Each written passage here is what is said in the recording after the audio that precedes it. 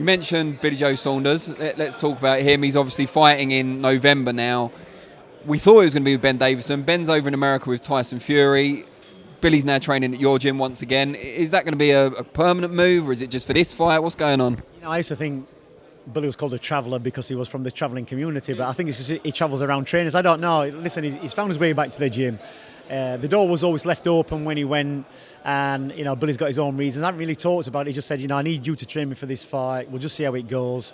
He's in a camp with a lot of good athletes. He likes that kind of buzz. He did the thing with Ben and Tyson and that thing. Put in a great performance, won the super middleweight title. So Billy's much of his own man these days. He comes into camp and he knows what he wants. So we'll just see how this one progresses. We'll do this one and see where we go from there. He might move again. He might not. I don't know. We haven't really talked about it.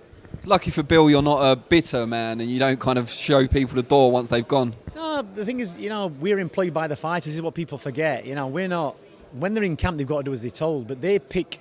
They choose who they've got to tell them what to do. So, I'm not his boss. I'm his trainer. He pays the money. There's no point being like that. You're hired to do a job. You do the job. It's not a personal thing. It's a business thing. I don't pal around with my fighters. I don't go out socialising. It's a job. You have to keep that distance.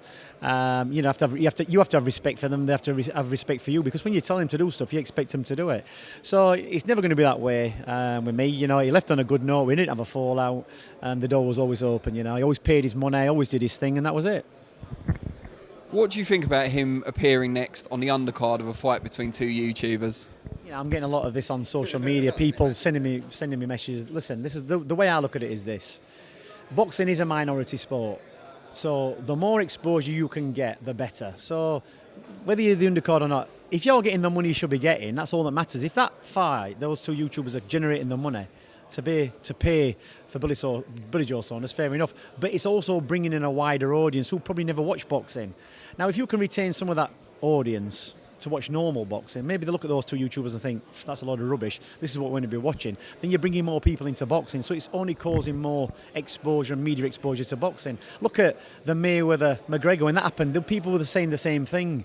And I can remember being in London for that, in the Hilton Hotel next to Wembley Arena, and the crowds were massive.